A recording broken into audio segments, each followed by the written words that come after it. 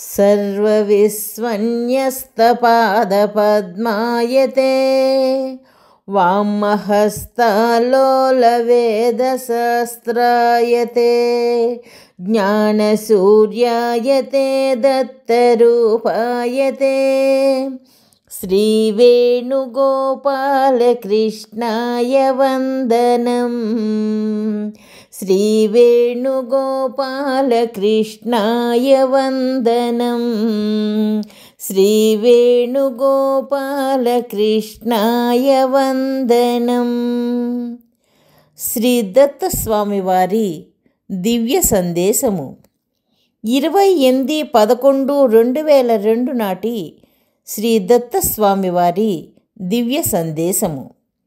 జీవుల యొక్క పుణ్య పాప కర్మలకు వారే బాధ్యులు. పరమాత్మ లీలా వినోదము కొరకు ఈ జగత్తును సృష్టించి ఆడుకొనుచున్నాడు అని శృతివాక్యము గదా. జీవులు సుఖ దుఃఖములను అనుభవించుచు సతమతమగుచుండగా ఆయన వినోదించుట ఎంత న్యాయం అని కొందరు భావించుచున్నారు. పూర్తిగా వివరణము తెలియక పలికెడి ఇటువంటి తెలిసి తెలియని వారి మాటలు పరమ హాస్యాస్పదములు. పరమాత్మ వినోదించుటకు జీవులతో కూడిన జగత్తును సృష్టించిన మాట నిజమే. కానీ అందులో జీవులు సమానముగానే సృష్టించబడినారు. ఒక జీవుని యందు రాగము కానీ ఒక జీవుని యందు ద్వేషము కానీ పరమాత్మకు లేదు. అయితే జీవులకు బుద్ధి స్వాతంత్ర్యము పరమాత్మ ఇచ్చినాడు. బుద్ధికి ఇచ్చిన స్వాతంత్ర్యము వలన ఒక్కొక్క జీవుడు ఒక్కొక్క విధముగా ప్రవర్తించును. కావున జీవుల యొక్క పుణ్యపాప కర్మలకు వారే బాధ్యులు. వాటి వాటి ఫలములను వారి వారి కర్మలను బట్టి ఎవరికి వారే అనుభవించుచున్నారు. కర్మలు వాటి ఫలములు ప్రకృతి నియమములను బట్టి వాటి అంతట అవే జరుగుచున్నవి. ఈ ప్రకృతి నియమములను సృష్టించినవాడు పరమాత్మ. నిప్పులో చేయి పెట్టినచో కాలుట అను ఫలము వచ్చును. నీటిలో చేయి పెట్టినచో చల్లగా నుండుట అను ఫలము వచ్చును. నిప్పును సృష్టించి దానికి కాల్చు గుణమును ఇచ్చినవాడు పరమాత్మయే. పరమాత్మ యొక్క భయము చేతనే నిప్పు కాల్చుటాయను గుణమును విడనాడకయున్నది. నిన్ను నీ వేలును సృష్టించినవాడు కూడా పరమాత్మయే. నిప్పులో వేలి పెట్టినచో కాలునని బోధించినవాడు పరమాత్మయే.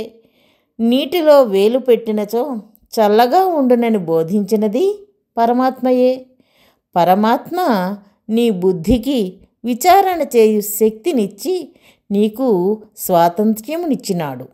నీవు నిప్పులో వేలు పెట్టి వేలు కాలి ఉండగా పరమాత్మ వినోదము కొరకు ఈ సృష్టి చేసినాడనియు నేనేడ్చుచుండగా ఆయన వినోదించుచున్నాడనియు ఆక్షేపించుచున్నావు. తన తప్పును కప్పిపుచ్చుకుని ఎదుటివారిపై తప్పును త్రోయుటలో మానవుని మించిన మేధావి దేవ గంధర్వ యక్షాదులలో కూడా లేరు. ప్రతి విషయములోనూ భగవంతుని ఆక్షేపించుట జీవులకు ఆచారమైనది. నీవు ఏడ్చుట కొరకే భగవంతుడు సృష్టిని చేసి వినోదించినచో నీటిలో వేలుపెట్టి హాయిగా నవ్వువారి సంగతి ఏమి? ఏడుపు మాత్రమే ఆయనకు వినోదమునిచ్చినచో జీవులనందరినీ ఏడిపింపవలెను గదా. కావున నీ ఏడుపుకు నీవే కారణము, వాని నవ్వుకు వాడే కారణము. ఈ రెండింటినీ చూచి ఆయన వినోదించుచున్నాడు. పరమాత్మ తన వినోదము కొరకు జీవులకు సుఖ దుఃఖములు కల్పించలేదు. మైసభలో దుర్యోధనుడు కాలు జారి పడినాడు. దానిని చూచి ద్రౌపది నవ్వి వినోదించినది. ఇచ్చట దుర్యోధనుడు పడుటకు ద్రౌపది ఏమాత్రమూ కారణము కాదు. ద్రౌపది నవ్వుటచే దుర్యోధనుడు పడలేదు. దుర్యోధనుడు పడినందుననే ద్రౌపది నవ్వినది. కావున జీవుల సుఖ దుఃఖములను చూచి పరమాత్మ వినోదించుచున్నాడే తప్ప తన వినోదము కొరకు పరమాత్మ జీవులకు సుఖ దుఃఖములు కల్పించలేదు. కర్తాహమపి సర్వస్య విద్యా కర్తారమవ్యయం అని గీత. అనగా నేను అన్నింటికీ కర్తను, కానీ నేను దేనికి కర్తను కాను అని అర్థము. అన్నింటికీ కర్తను అనగా సర్వ సృష్టికి కర్తను అని అర్థము. దేనికి కర్తను కాను అనగా ఏ జీవుని యొక్క కర్మకు నేను కారణము కాను అని అర్థము. ఈ విషయమునే గీతలో మరి ఒక చోట న కర్తృత్వం న కర్మాణి లోకస్య సృజతి ప్రభుః అని చెప్పబడినది. అనగా నేను ఎవరి కర్మలకు కారణము కాను, కర్తను కాను అని అర్థము. ఏ కర్మలకు నేను ఫలమును ఇచ్చుటలేదు. ఆయా కర్మలకు ఆయా ఫలములని నేను సృష్టి ఆరంభమున నియమించిన ప్రకారముగా ఆయా కర్మలు చేయగానే ఆయా ఫలములు వచ్చుచున్నవి. మీ కర్మలకు కారణము మీకు నేనిచ్చిన బుద్ధి స్వాతంత్ర్యమే. కావున పరమాత్మ ఎవరి కర్మలకును కర్త గాని కర్మ గాని కార్యఫల ప్రదాత గాని కాడు. నీవు నిప్పులో వేలు పెట్టగానే నీ వేలు కాలుచున్నది.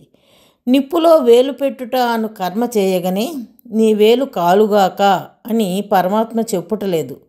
బుద్ధి స్వాతంత్ర్యము, కర్మలు, కర్మఫల భోగములు ఒకదానికి ఒకటి కారణములై సృష్టి చక్రముగా తిరుగుచున్నవి.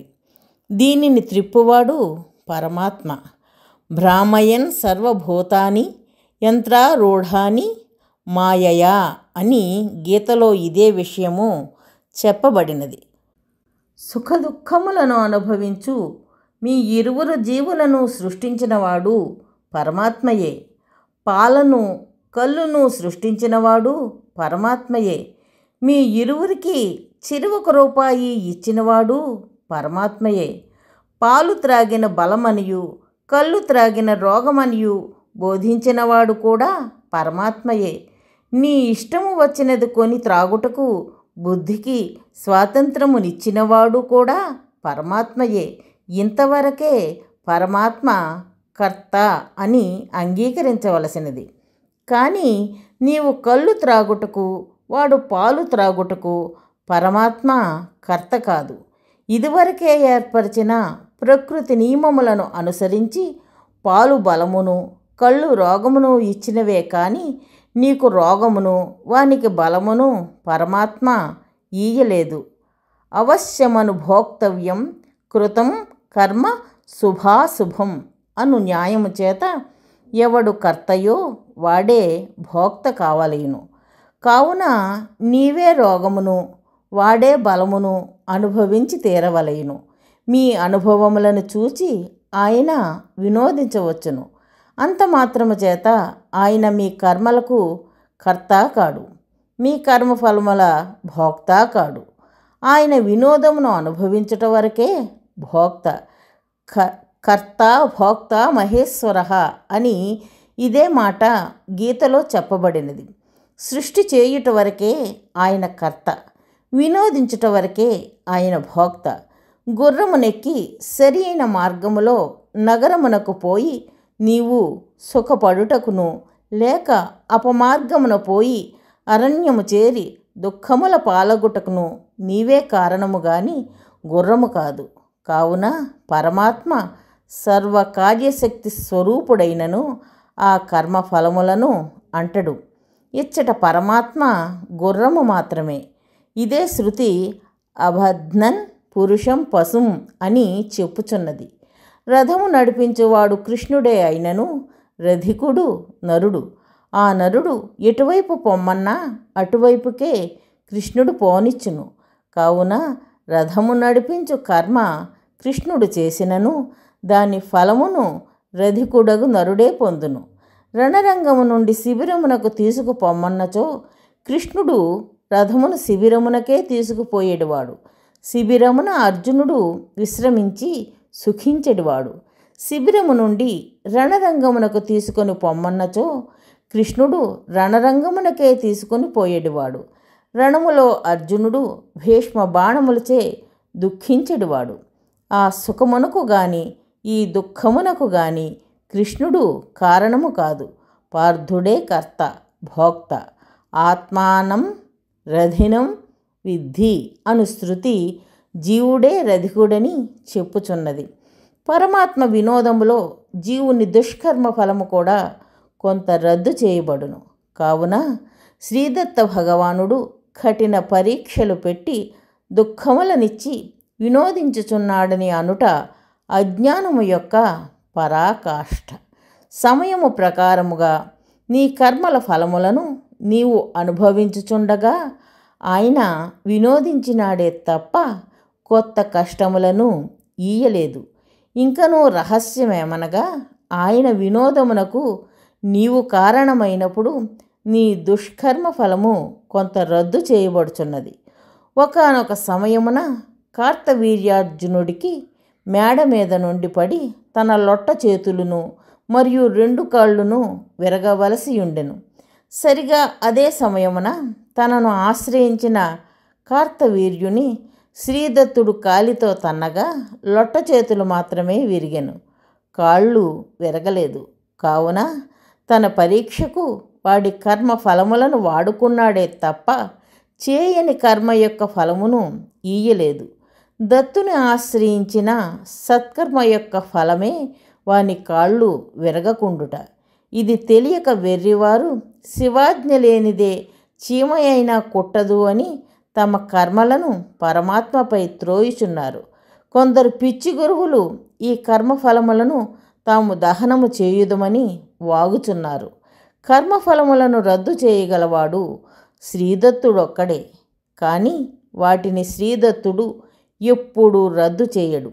అవసరమైనచో భక్తుల కర్మఫలములను తానే అనుభవించి రద్దు చేయును. కావున శ్రీదత్త సద్గురువు ఎప్పుడునూ అట్టి పిచ్చి మాటలను బోధింపడు. సూచన: ఆధ్యాత్మిక జ్ఞాన ప్రచారము చేయడము భగవంతుడికి అమితమైన ఆనందాన్ని కలిగిస్తుందని శ్రీకృష్ణ పరమాత్మ శ్రీమద్ భగవద్గీతలో చెప్పియున్నారు. అందుకే జ్ఞానయజ్ఞేన తేనాహం అని గీతలో అన్నారు. మనకు ఆధ్యాత్మిక జ్ఞానము శాశ్వతమైన సంతోషాన్ని కలిగించటమే కాక ప్రపంచంలో శాశ్వతమైన శాంతిని కూడా నెలకొల్పుతుంది. కాబట్టి శ్రీదత్త భగవానుని అపూర్వమైన ఈ ఆధ్యాత్మిక జ్ఞాన ప్రచారములో భాగస్వాములై ఆ భగవంతుని పరిపూర్ణమైన అనుగ్రహాన్ని పొందగలరు. జై దత్తస్వామి.